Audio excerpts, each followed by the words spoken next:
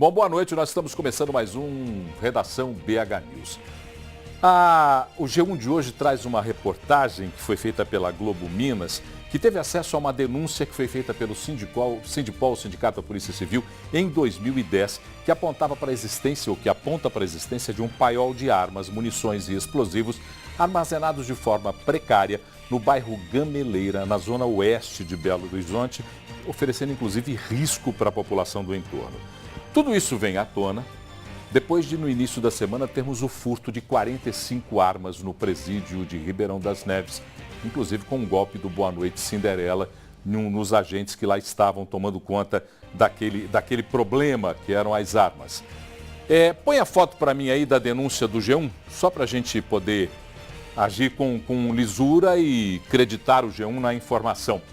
Para o superintendente de Investigações de Polícia Judiciária da Polícia Civil, Jefferson Botelho, o número de armas que lá estão guardadas é pequeno e são de uso frequente dos agentes, foi o que ele disse. E que uma licitação foi aberta para a construção de um novo depósito no segundo semestre desse ano para começar a operar no início do ano que vem. Só que o Sindipol diz que a situação hoje é muito pior do que era em 2010. Bem, nós fizemos um esforço danado. Tentamos trazer aqui para discussão tanto o Sindipol quanto a Superintendência da Polícia Civil. Só que nós não somos a Globo, eles resolveram não nos atender. Uma pena, porque esse assunto deveria ser debatido frontalmente, de maneira clara, transparente, para que a população entenda por que é que um depósito de armas, de maneira precária, está ali, localizado no bairro Gameleira, no entorno de onde vivem uma série de pessoas de Belo Horizontinos. E por que se roubam 45 armas de um presídio de segurança máxima? Uma pena que não atenderam o nosso pedido, porque aqui no Redação BH News todo mundo tem espaço para conversar. O Redação BH News está começando agora.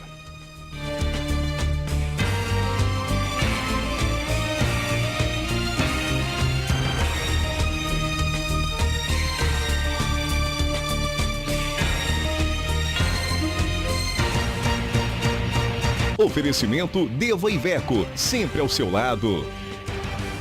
Olha, mas se o depósito da Gameleira não tem repercussão nos nossos estúdios, um outro assunto, um outro tema terá repercussão em dobro. Porque eu convidei hoje à tarde um dos convidados que conversa conosco. E, para minha surpresa, ele chega acompanhado de um outro convidado e eu sou da seguinte opinião. Se vem na minha casa, gente importante tem que sentar na sala.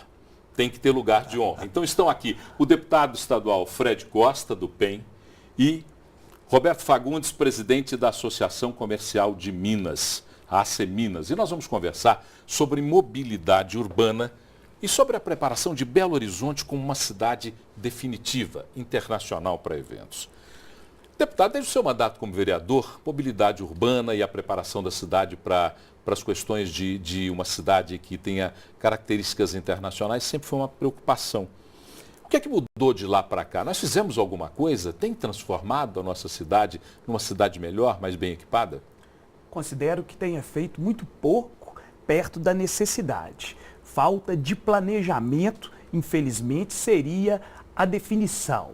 No que diz respeito à mobilidade urbana, nós temos que pensar concomitantemente a questão da infraestrutura. E aí podemos observar questão do transporte público coletivo.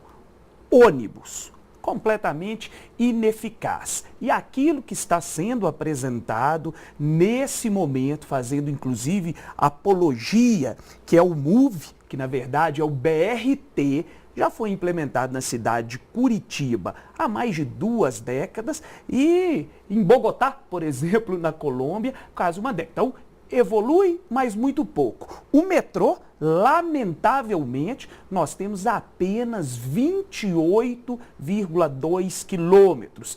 Grandes metrôs possuem até 400 quilômetros e em muitas cidades 300 quilômetros. Por último, a questão do táxi, que aqui presta um bom serviço e ainda pode ser aprimorado. Concomitantemente, a infraestrutura deixa muito a desejar. A grande obra que nós lembramos recentemente é apenas a linha verde. Então, padece muito de melhora em investimento.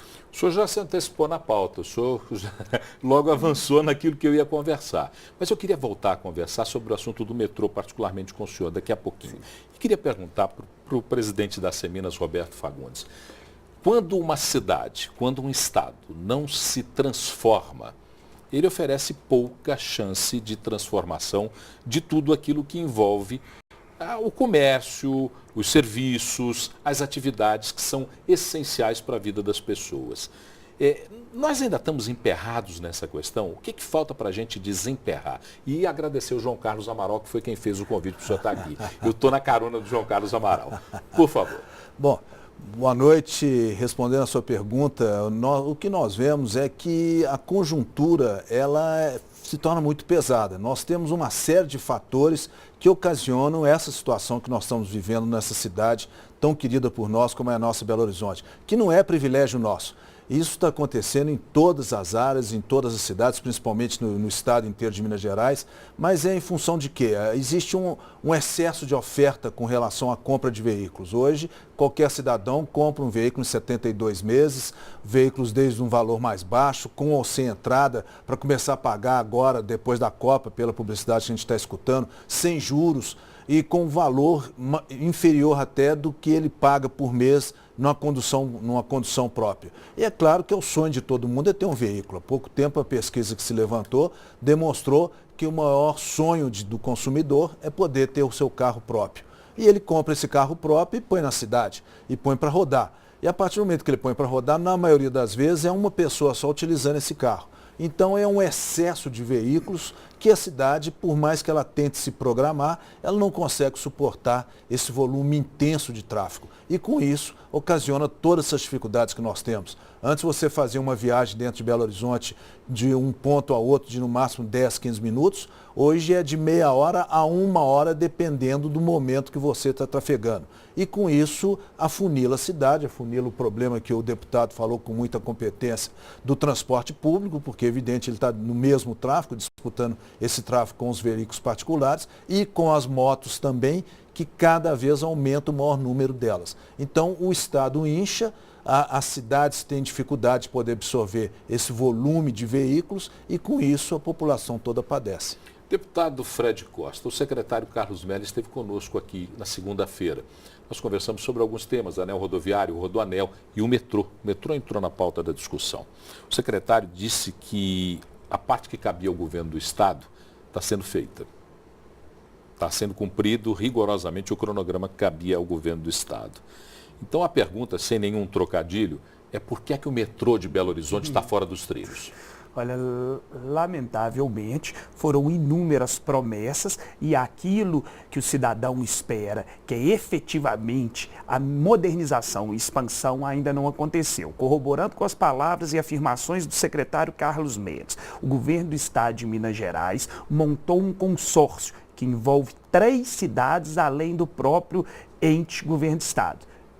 Município Contagem, Betim, Belo Horizonte. Apresentou a proposta para o governo federal. Foi aprovada e a garantia, então, do repasse do recurso. Belo Horizonte aprovou na Câmara Municipal a sua contrapartida e reservou o dinheiro em caixa. O governo do estado, da mesma forma. Mas, infelizmente, até hoje, o governo federal não fez o repasse necessário para o início realmente do processo de modernização e expansão. Então, ficamos todos nós, mineiros, em especial belo-horizontinos e que moramos na região metropolitana, no aguardo da chegada desse recurso.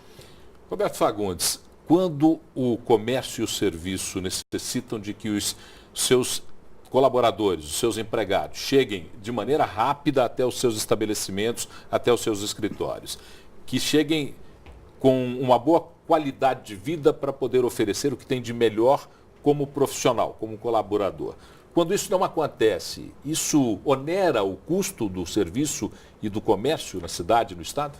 Totalmente. É claro que todos nós queremos que os nossos funcionários tenham a melhor condição possível de vida e evidente, de mobilidade, para que ele possa, dentro do horário reservado a ele, dentro do horário contratado com ele possa estar prestando serviço e na hora de terminar o serviço também ele tenha condições de voltar ao seu lar com o mínimo de segurança e com o mínimo de conforto possível. Infelizmente isso não acontece. Nós até já propusemos que talvez fosse ideal que houvesse horários díspares, horários diferentes. Por exemplo, o comércio começar a funcionar de 8 até as 18 horas, a indústria começar a funcionar de 7 até as 17 horas, a construção civil começar a funcionar também num horário entre esses, as escolas também funcionarem nesses horários, para tentar ver se seria de uma forma mais adequada para que oferecesse um melhor conforto àqueles que usam e nós diluíssemos um pouco mais esse horário de pico.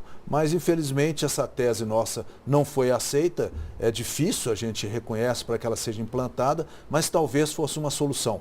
Mas o que nós desejamos, é evidente, corroborando aquilo que o deputado falou, é que nós possamos ter um metrô que há 25 anos, né, já fez boda de prata, está sendo prometido, inclusive pela nossa presidente, que aqui esteve durante 4 vezes nesse período da sua gestão, prometendo que a verba seria liberada e até agora não foi liberado. Continua a promessa no ar e nós aguardando que isso possa acontecer. Eu até brinco que o metrô é um trenzinho que brinca de ser metrô por alguns quilômetros, quando ele vai para baixo da terra. Mas é um trenzinho urbano, um trenzinho de mobilidade. Na realidade não é um metrô, né?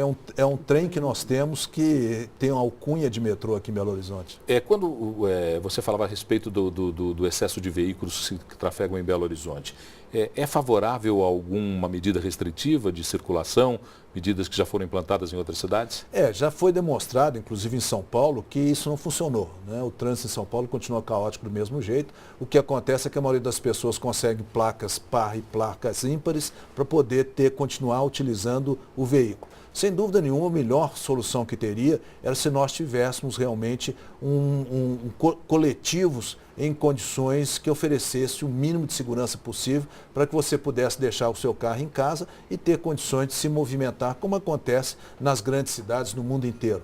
Você usa o carro só para chegar até o lugar onde você tem as estações e lá você pega o coletivo que lhe oferece condições para isso. Nós levamos ao governo municipal a ideia do aerotrem, que seria uma solução aqui para Belo Horizonte, porque tem grandes avenidas, largas avenidas, então ele não ocuparia o espaço que um BRT ocupa, que o MOVE ocupa, mas até agora não foi aceita essa ideia nossa, em que pese nós achamos que seria uma solução como está acontecendo em São Paulo. Deputado Fred Costa, Belo Horizonte está pronto aí para receber como sede partidas da Copa do Mundo. Muito se falou em legado, obras estruturais. Nós vamos ganhar alguma coisa, na sua opinião? Vai ficar algum legado de todo esse evento da Copa do Mundo? Bem aquém do que a gente necessita e daquilo que a gente espera.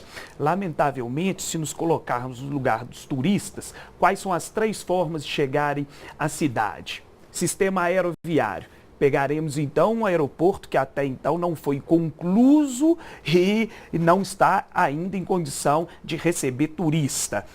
Rodoviária, ela é de junho de 1941, logo precária para receber um número substancial de turistas. Ou pelas rodovias, que infelizmente vem ceifando vidas e, além de tudo, se chegar por elas, nós temos uma deficiência na cidade, que são as placas de referência. Posterior a isso, seja lá da forma que chegarem, necessitaria do transporte público, se for pelo sistema de ônibus ou de avião. Já falamos aqui que é precário. Aí sim vem os avanços que eu não poderia deixar de considerar. Rede hoteleira. Nós estamos sim recebendo novos hotéis, temos 2 estádios que servem não só para o futebol, mas arenas que possibilitam os shows, então Mineirão e Independência, mas lamentavelmente para aquilo que é a vocação, que vai permanecer posterior a esse evento que é efêmero, que vai durar apenas 30 dias, que é a vocação da cidade para o turismo de negócio,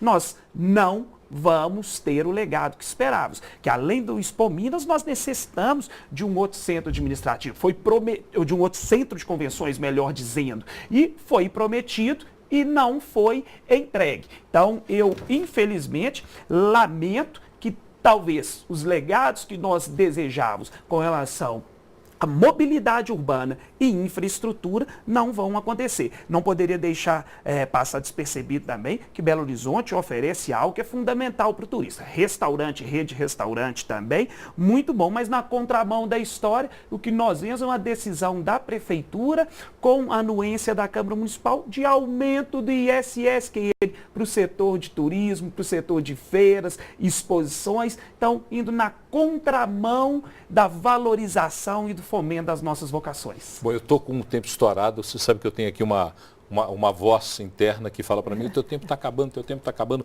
Última pergunta, o comércio e os serviços da cidade estão preparados para receber a Copa do Mundo? Sim, nós temos um comércio pujante, um comércio que oferece todo tipo de atividades possíveis e que os nossos comerciantes e os seus colaboradores estão preparados também para isso, as lojas estão se preparando e nós extraímos que, perguntam-nos se nós achamos que o comércio deve estar fechado durante os Jogos da Copa e nós achamos exatamente ao contrário. É uma incoerência, porque estão incentivando a todos do comércio para que se preparem para receber os visitantes e no dia dos Jogos estão agora dizendo que possivelmente será feriado e todo o comércio estará fechado e a cidade, o comércio em si não vai funcionar. Então, dão todo incentivo para que se prepare no dia de faturar, que é a venda direta para as pessoas que estão aqui na cidade, estão praticamente dizendo que a cidade estará sem funcionamento. E no final do mês, quem que paga as contas? Quem vai pagar a conta é o comerciante, ele não pode se dar o luxo de fechar o seu negócio. Bom, agradecer o deputado Fred Costa, agradecer o presidente Roberto Fagundes da Semminas, dizer que esse espaço está aberto tanto para a Assembleia Legislativa e para o deputado, como para uma instituição de tamanha importância como a Semminas, para que a gente converse sempre assuntos de interesse de Belo Horizonte e do nosso estado. Muito obrigado. Muito obrigado, uma boa noite. Aguarde um minutinho só. Eu vou direto na redação, tem que ser rapidinho, que senão brigam comigo. Renata Dairel, boa noite. Boa noite, Paulo. Boa noite a todos. Paulo, hoje eu vou começar com um destaque do estado de Minas. A gente vê aqui no computador. Há uma semana de deixar o cargo, o nosso governador Antônio Anastasia anunciou um investimento de 8 bilhões 110 milhões de reais para o estado. Foi num evento chamado O Dia do Legado, Transformando Minas com Você, que foi anunciado aí este investimento.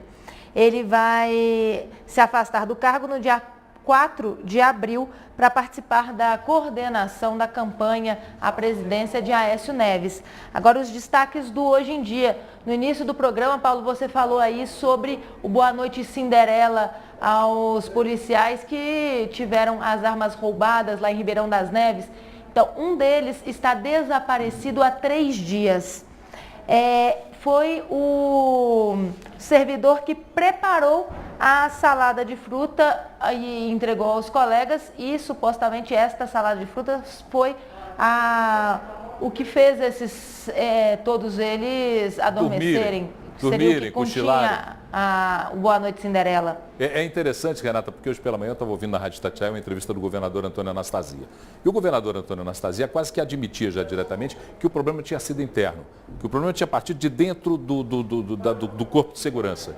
E aí vem essa notícia, quer dizer, se o servidor está sumido e foi ele quem preparou a salada, e se a salada tinha o Boa Noite Cinderela, bom, a conclusão é sua. Mais notícias, Renata? Sim, mais um destaque do Hoje em Dia também, uma notícia aqui muito preocupante. Os empresários estão pagando para ter a polícia militar por perto. Donos de postos de combustíveis de Belo Horizonte e também do interior estão oferecendo regalias como unidades de apoio com computador, internet, água, luz, ventilador, internet, telefone, televisão e em alguns casos até alimentação. Em troca, os empresários recebem 1 ou até 2 viaturas com 3 ou 4 militares para ficar ali por perto ou até mesmo exclusivo no posto de combustível. Obrigado, Renata. Nesse caso, eu até vou dar minha opinião aqui e se você discordar, por favor, fique à vontade, porque o bom da vida é a gente discordar, a gente poder conversar, discordar e depois chegar até alguma conclusão lá na frente. Mas nesse caso, por exemplo, se não é eficiente a forma como está sendo feita, e se os empresários querem a presença da polícia e podem ter 2 viaturas ou 1 viatura ao seu dispor dessa forma, correto não é, mas pelo menos tem uma nuance de um pouco mais de segurança.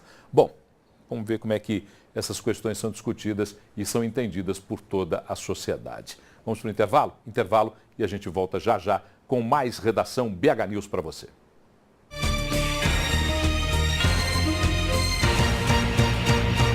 Oferecimento Deva Iveco, sempre ao seu lado.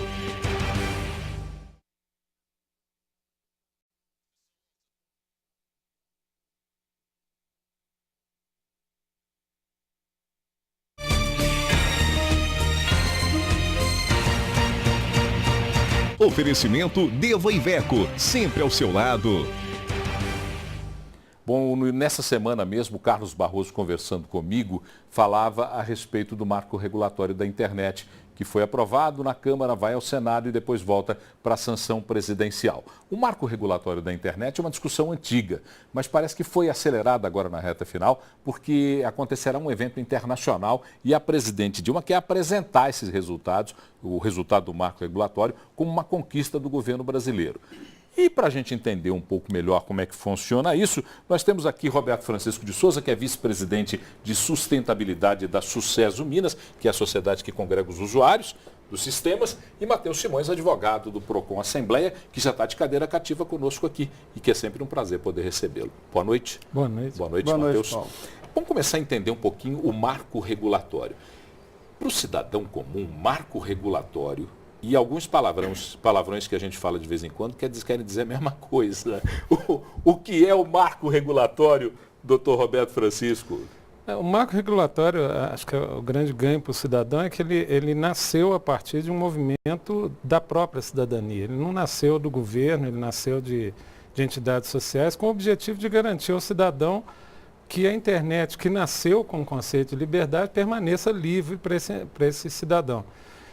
Ao longo do tempo, esse marco regulatório começou a sofrer mutações que procuravam, por interesse das diversas áreas de mercado, alterar essas garantias de liberdade, mas estamos chegando ao final do processo com um mínimo de garantias que a gente espera que ofereça ao cidadão um uso livre da internet.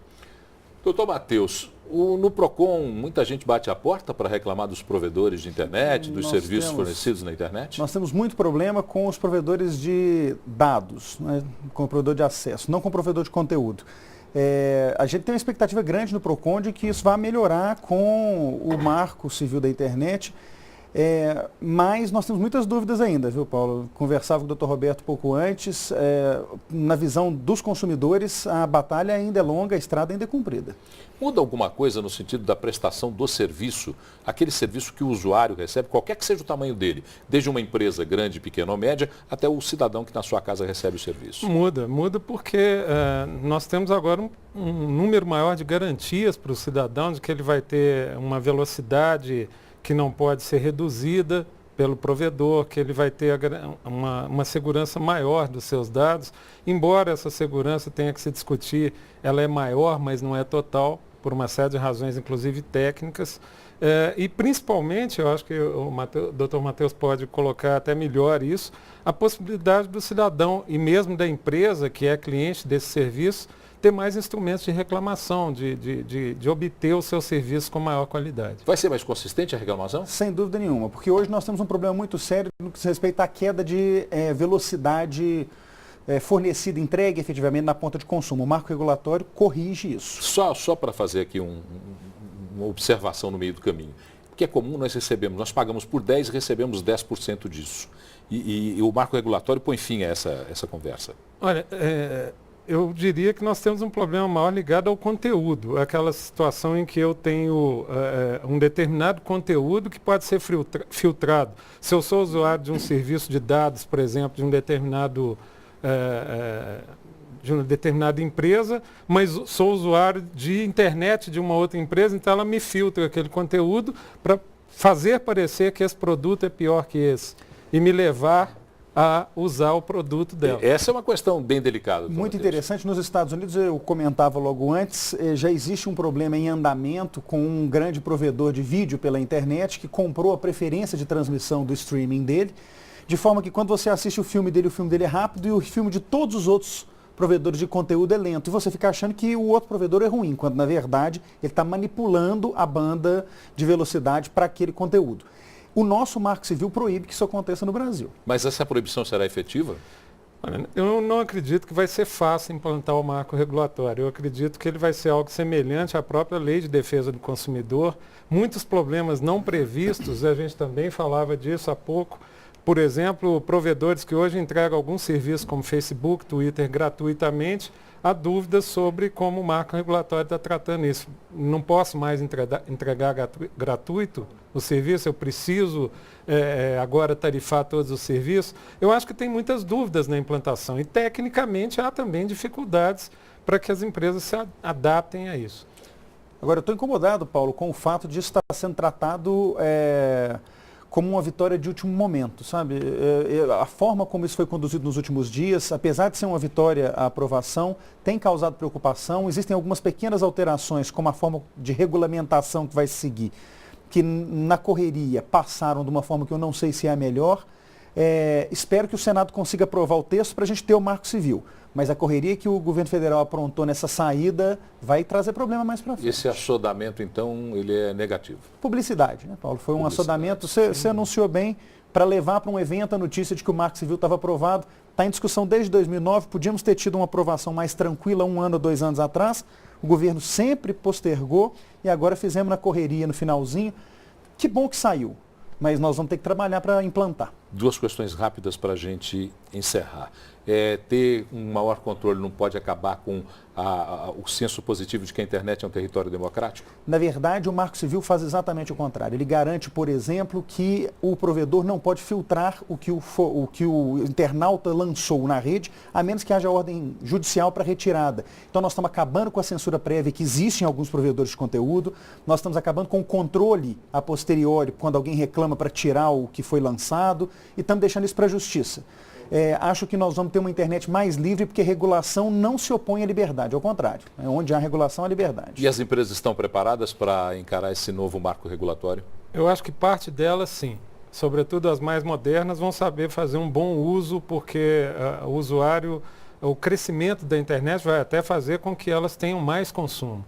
E uma outra parte não, que ainda está apegada a modelos antigos de comercialização de mídia, de comercialização de serviços, que vão ter que se adaptar, mas, repito, como também disse o Dr. Matheus, vamos levar alguns anos para que todos os problemas surjam e a gente complemente a regulamentação da lei de forma adequada. Agradecer o vice-presidente de sustentabilidade da Sucesso Minas, Roberto Francisco de Souza, e o advogado do Procon Assembleia, Matheus Simões. Muito obrigado pela presença dos senhores, uma boa noite. Vamos voltar para a nossa redação agora, vamos conversar mais uma vez com Renata Dario. Renata, rapidinho, as principais do Brasil e do mundo com você. Bem, Paulo, vamos começar então com um destaque do G1. Eles divulgaram aqui fotos, vou mostrar para vocês imagens divulgadas, na verdade, pela Reuters, a empresa de notícia internacional, de uma aldeia indígena próximo ao Peru, ela fica no Acre, perto do rio Xinani. Esses índios, eles estão falando que eles são não contactados, ou seja, eles ainda não tiveram contato com o chamado homem branco. E a Reuters fez um alerta para as ONGs e autoridades, porque há um risco desses índios não contactados estarem sendo pressionados pela ação de madeireiros ilegais do Peru. Então estão em risco aí essa aldeia indígena. Perfeito, Renata. Mais alguma coisa? Por hoje é só, nós voltamos amanhã, é isso aí? Voltamos amanhã então com a Renata Dario. Renata, grande abraço, uma boa noite para você, muito obrigado. Rápido intervalo, a gente volta já já. Vem aí Carlos Barroso com as principais notícias da política. E eu falei polícia porque daqui a pouquinho nós vamos receber aqui a coronel Cláudia Romualdo. Tem uma boa notícia a respeito da coronel e ela está aqui para conversar conosco. Um minutinho e a gente volta.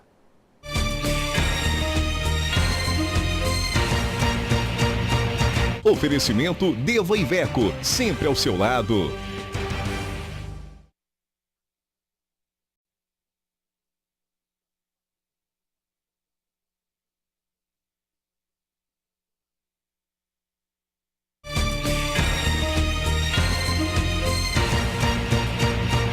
Oferecimento Deva Iveco, sempre ao seu lado. De volta com o Redação BH News, aqui pela BH News, canal 9 da NET, 29 do HF e bhnews.tv.br pela internet. No mundo inteiro acompanham a BH News. Estava vendo outro dia no Google Analytics a presença da BH News espalhada em todos os continentes. Na verdade, mineiros e belo-horizontinos moram no mundo inteiro. E quando um belo-horizontino quer saber de Belo Horizonte, nada melhor do que entrar numa rede local, aquela que fala, que tem o nosso jeito e a nossa cara, que é a BH News. Mas eu estou aqui do meu lado com o nosso diretor de jornalismo, o homem que mais entende de política neste quadrante do Estado, que é Carlos Barroso. Muito obrigado. E que me passa todo dia pela manhã, eu recebo e-mails do Barroso. E os e-mails do Barroso vêm com observações. Paulo, hoje o dia está bom para jornalismo. Paulo, o dinheiro da Petrobras é uma coisa de louco. Todo dia vem uma observação. E hoje nós vamos falar sobre a CPI da Petrobras, que é a bola da vez. Inclusive a Petrobras que gastou ingressos do GP de Fórmula 1. Conta essa história para a gente. É o seguinte, né? A CPI deve ser aberta na próxima terça-feira. Isso atinge muito a imagem da presidente Dilma, porque ela era presidente do Conselho da Petrobras. Ela é considerada uma gerentona. Segundo o presidente do PSDB de Minas, deputado Marcos Pestana, com quem eu conversei há pouco, isso derrete a imagem da Dilma. Por quê? O escândalo do mensalão foi de 141 milhões de reais. Este da Petrobras é de fazer corar os mensaleiros. Por quê? Olha bem, essa questão da compra da refinaria de Pasadena, ela foi comprada por uma multinacional Astra por 42,5 milhões de dólares. E vendida para nós? Para 1 bilhão e 180 milhões de dólares. Eu digo para nós porque a Petrobras é nossa, é do povo brasileiro, então foi para nós que ela foi vendida. Prejuízo calculado de 1 bilhão de reais. A construção da refinaria Abreu e Lima, em Pernambuco, estava projetada para custar 2 bilhões e 300 milhões de dólares. Está custando quase 10 vezes mais, 20 bilhões de dólares. E ainda mais, assim, outros gastos que existem aí, como esse suborno, que está sendo acusado, uma empresa holandesa, de ter praticado subornos com funcionários da Petrobras no valor de 180 milhões de dólares. Mas parece que o Planalto... Brincadeira, né? Muito dinheiro, né? Muito dinheiro. Agora o Planalto não está querendo ficar só ele levando as pedras na janela, não. Quer também virar para os tucanos de São Paulo a CPI. Sim, virar para os tucanos, mas antes eu vou dizer que isso tudo só serve para piorar a imagem da presidente, quando é divulgado agora que o genro dela ganhou um ingresso. Tem os ingressos da Fórmula 1. A Fórmula 1 Interlagos. Tem os em ingressos 1º de novembro. Dinheiro da gente pagando ingresso para o genro da presidente. Mas o que você está falando é certo. O Palácio do Planalto quer dar o troco em cima desse chamado cartel do metrô e do trem metropolitano de São Paulo. Olhe bem, esse escândalo envolve 3 governos tucanos. Geraldo Alckmin, José Serra e Mário Covas. O sobrepreço é de 835 milhões de reais. Ou seja, o Marcos Valério está ficando corado de vergonha, né? Ou então se comparar com o mensalão. Aliviando muito o tamanho dele, mas isso não pode aliviar o tamanho de ninguém. Você ia falar sobre o secretariado do governo do Estado, mas vamos deixar para amanhã essa conversa? Vamos sim. Amanhã vamos deixar, segunda-feira nós falamos sobre isso. Não, amanhã não dá. É sábado, sim, nem eu nem você estaremos aqui. Mas segunda-feira nós falamos sobre isso. Abraço, Carlos Barroso. Olha, a TV Globo Minas, em parceria com a Fundação Dom Cabral, a FIENG e o Jornal O Tempo, concedem todos os anos o Prêmio Bom Exemplo. São 9 categorias: ciência, cultura, economia, desenvolvimento de Minas, educação, esportes, inovação, meio ambiente e personalidade do ano. Essas categorias já têm os seus premiados. Só a categoria Cidadania, que nós vamos conhecer os premiados no próximo dia 29 de abril. Mas a personalidade do ano está aqui comigo, a Coronel Cláudia Romualdo, comandante de policiamento da capital. Muito obrigado por ter aceitado o nosso convite e de antemão, parabéns pelo Prêmio Bom Exemplo. Eu queria conversar primeiro, saber como é que a senhora recebe essa indicação. A Coronel, comandante de policiamento da capital, é considerada bom exemplo por um prêmio de 2 veículos de comunicação e de 2 entidades extremamente confiáveis. Olha, na verdade, esse prêmio, com toda certeza, é para ser dividido, né? Certamente por eu ter a oportunidade de pertencer a uma instituição tão séria como a Polícia Militar de Minas Gerais, uma instituição respeitada. Recentemente, numa pesquisa, salvo engano, do Datafolha, foi considerada a Polícia Militar mais bem avaliada no Brasil. Então, de fato, a oportunidade que tenho de servir a uma instituição que tem 238 anos, me deu essa oportunidade de poder trabalhar aqui. E no mais é um trabalho de uma grande equipe, né? Eu aqui em Belo Horizonte conto com uma grandiosa equipe, são 5.500 policiais militares, todos eles, cada um deles colocado numa unidade operacional. Eu tenho 8 unidades operacionais e mais o batalhão de polícia de trânsito. Então é um prêmio que eu divido com todos, né? Começo pelos meus comandantes, com a equipe que trabalha mais diretamente comigo no CPC, os meus motoristas e patrulheiros e todos os policiais militares que trabalham conosco nessa luta incansável. A senhora tem 2 marcas de sua imagem, uma ligada àquele acidente na perseguição de bandidos, de criminosos, em que um soldado da sua corporação foi morto a tiros, não, morto no capotamento, desculpa, morto no capotamento, e a senhora indignou-se de maneira tão clara que sensibilizou boa parte da população. Depois a sua presença nas manifestações, conversando olho no olho com os manifestantes. De onde é que vem essa determinação por estar na linha de frente como marca das suas ações? Olha, Paulo, eu falo com as pessoas que é o jeito que eu sei trabalhar. Né? Eu divido um pouco o tempo entre as atividades administrativas e as atividades operacionais, mas não escondo de ninguém a minha preferência absoluta pelas atividades operacionais, porque na rua eu tenho a oportunidade de conversar com meus policiais, saber qual que é a angústia que eles têm no momento, o que dificulta o trabalho, conversar com o cidadão para saber se o serviço que nós estamos prestando é um serviço de qualidade, porque nos dias que vivemos, eu falo sempre, o cidadão precisa nos ajudar a ajudá-lo. E é justamente através desse trabalho conjunto, não só do cidadão com a Polícia Militar, mas do cidadão com todos aqueles órgãos que compõem o sistema de segurança. Porque a Polícia Militar é só um dos elos desse grande sistema. Nós temos que estar juntos. Se há um problema, né, que estejamos todos do lado da solução e não do lado do problema. Deixa só o cidadão infrator ficar do lado do problema, que ele já faz um barulho enorme, né? Então nós temos que nos juntar do lado de cá. E isso, estando na rua, eu tenho mais facilidade de ver o que é o problema que acontece e de alguma forma poder interferir, poder colaborar com a solução. Para quem conhece o trabalho da polícia, para quem observa com atenção o trabalho da polícia, não é um trabalho fácil. Por vezes a polícia está antagonizando-se com o cidadão, quando tem que fazer uma ação dentro da casa, dentro do bairro, dentro da rua onde ele mora. Mas a polícia tem sempre a necessidade de ser também cidadã como corporação. O que é que falta para que a população perceba a ação cidadã da polícia, na sua opinião? Olha, eu sempre gosto muito dessa conversa, dessa proximidade. Eu penso que quanto mais próximos estivermos do cidadão, e por parte da Polícia Militar cabe o convite para conversa, para reuniões com associações de bairro, abrir as portas como elas estão abertas dos nossos quartéis, para que as pessoas possam conviver.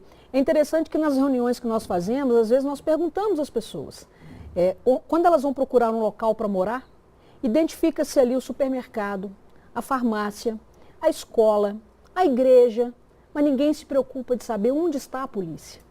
Então nós estamos começando, na verdade, continuando um trabalho que já vem sendo feito ao longo dos anos, para que as pessoas tenham essa curiosidade. Onde está o quartel mais próximo da minha casa que é responsável pela segurança de onde eu moro? Quem são as pessoas que fazem a segurança de onde eu moro, de onde eu trabalho? Eu penso que nessa proximidade, nessa conversa constante, com toda certeza nós vamos construir uma polícia melhor todos os dias, eu não tenho dúvida. Coronel Cláudio, os times argentinos não querem mais vir para Belo Horizonte. Coronel, parabéns. Eu não consegui ficar sem fazer essa observação. Eu espero que não só a seleção argentina, como vem, virá e ficará na nossa capital, ela será certamente muito bem recepcionada, como todos os torcedores argentinos, e nós esperamos que eles sejam cidadãos como foram recebidos aqui e que respeitem o nosso país, a nossa legislação, como nós os respeitamos. E da minha parte como cidadão, eu acho que atitudes como que a senhora tem sempre valorizam a sua corporação e trazem para a sociedade uma confiança maior na Polícia Militar. Na verdade, eu quero sempre deixar ressaltado, né? Somos uma grande instituição, na verdade, para nós, uma grande família, e nos unimos todos, né, para prestar um serviço de qualidade para o cidadão, não só de Belo Horizonte, que é a minha responsabilidade, mas no estado de Minas Gerais como um todo. É um grande prazer para nós. A nossa produtora Tatiana, com a visão feminina peculiar, e a gente tem que sempre respeitar a visão feminina, porque nós homens não temos essa visão. Diz assim, pergunte para ela como é ser mulher comandante numa organização que tem, numa instituição que tem na maior parte dos seus componentes homens? Olha, na verdade, a Polícia Militar é uma das instituições mais democráticas que eu conheço. Qualquer um pode ingressar como soldado, pode chegar a coronel e pode ser o comandante da instituição. E não há por parte dos nossos companheiros na instituição, sejam superiores, pares ou subordinados, mas sobretudo aqueles que trabalham no dia a dia conosco, nenhuma disputa por espaço. Nós viemos num trabalho complementar, né? Estamos todos trabalhando em prol do cidadão, então não é difícil, absolutamente não é difícil. Eu tenho 28 anos de serviço e em toda a minha carreira nunca tive nenhum problema pelo fato de ser mulher. Então, eu acho que essa diferença de gêneros ela já está absolutamente superada e o trabalho é feito de maneira conjunta e todos juntos fazendo uma segurança de qualidade para o cidadão de Belo Horizonte e para o cidadão mineiro. Coronel Cláudia Romualdo, muito obrigado por sua presença. Parabéns mais uma vez pelo Prêmio Bom Exemplo. E nós estamos aqui sempre à disposição do Comando de Policiamento da Capital, da Polícia Militar, para conversarmos de uma maneira aberta, tranquila, como é bom a gente fazer. Eu sempre agradeço as oportunidades que tenho e digo que nós, quando temos o cidadão, a polícia e a imprensa, todos juntos, precisamos dela para noticiar, né, o que estamos fazendo para o cidadão, as ocorrências que temos, que atendemos. Então, sempre agradecemos o espaço, nos colocamos à disposição para esclarecer qualquer tipo de assunto que nos diz respeito, porque o cidadão tem direito de conhecer a notícia, como de fato ela acontece, como vocês fazem e levam de maneira muito séria aqui no nosso estado. Parabéns pelo trabalho. Da nossa parte, sempre as ordens. Nós vamos para o intervalo comercial e voltamos já já. Último bloco do Redação BH News. O Bruno Garcês está trazendo as notícias do esporte já já.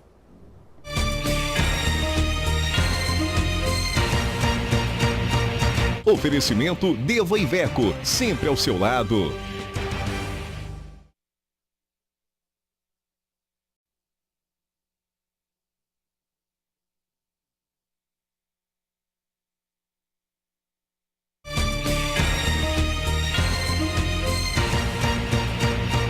Oferecimento Deva Iveco, sempre ao seu lado. O olhar urbano de hoje, quase que eu me enrolei todo aqui, o olhar urbano de hoje com o Nélio Souto vai falar sobre as locadoras de vídeo. Eu particularmente já nem as vejo mais pela rua, ou muito raramente as vejo. Mas o Nélio aqui sabe do assunto, ele é que fala. É com você, Nélio.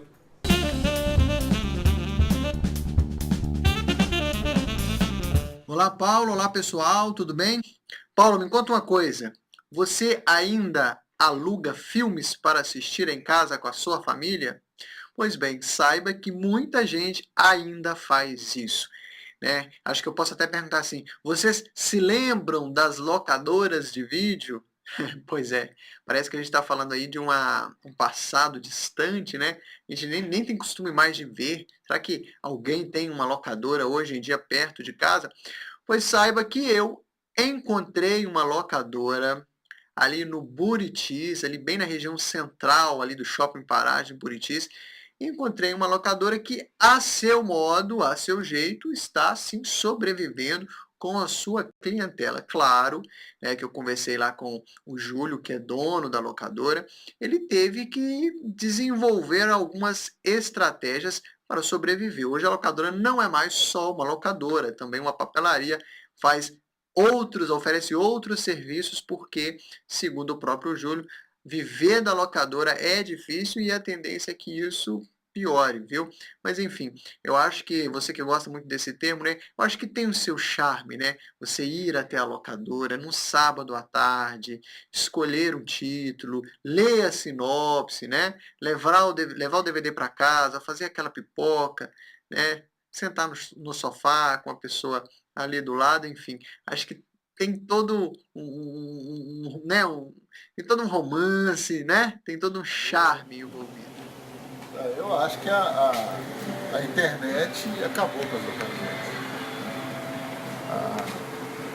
O princípio foi a pirataria, né? Depois a internet, a evolução da internet, a facilidade de baixar um filme, sites que você exibindo filmes gratuitamente na internet, não tem controle nenhum.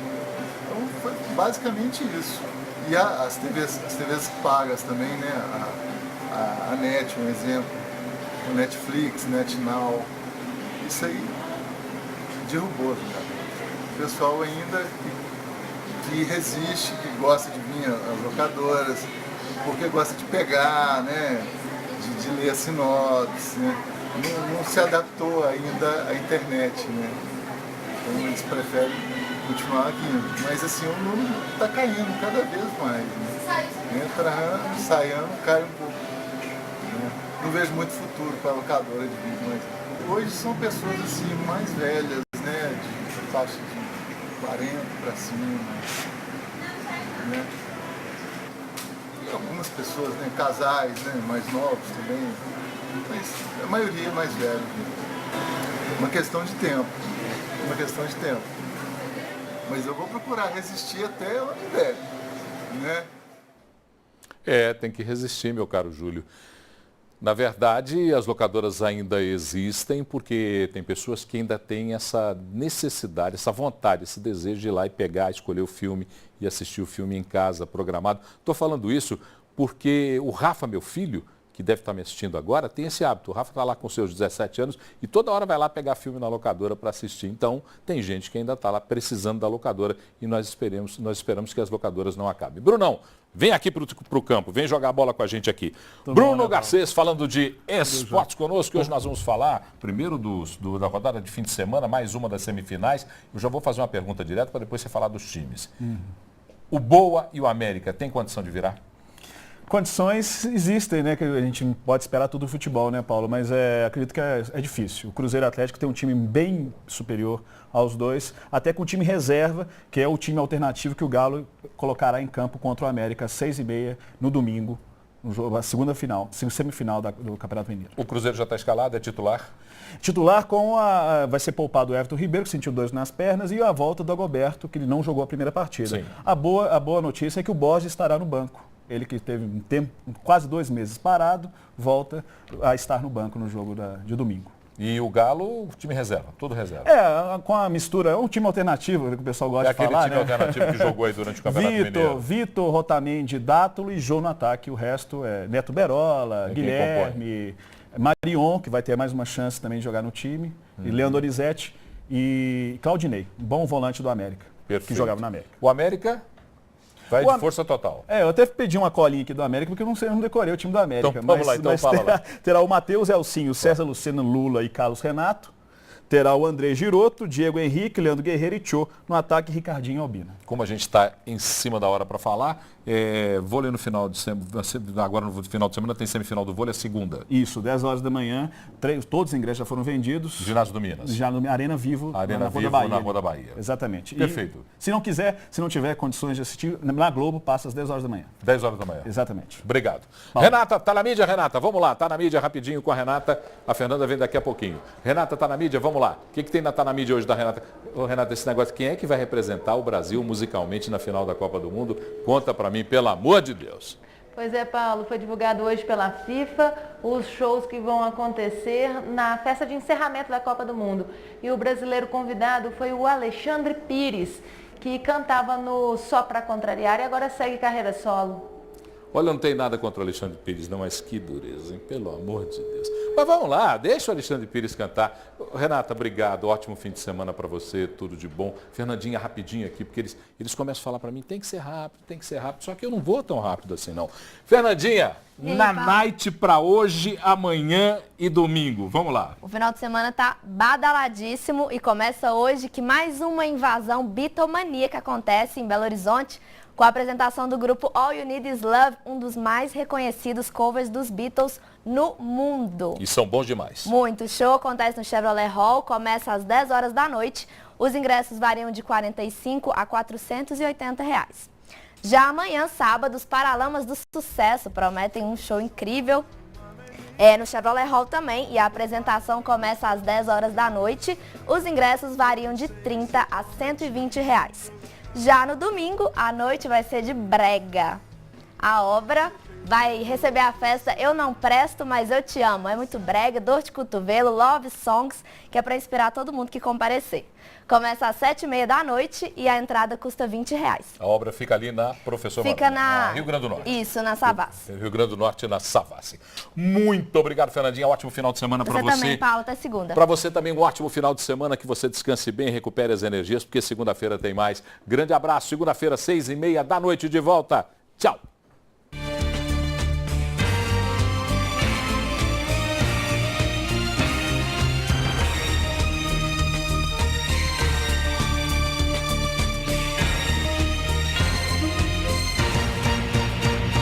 Oferecimento Deva Iveco, sempre ao seu lado.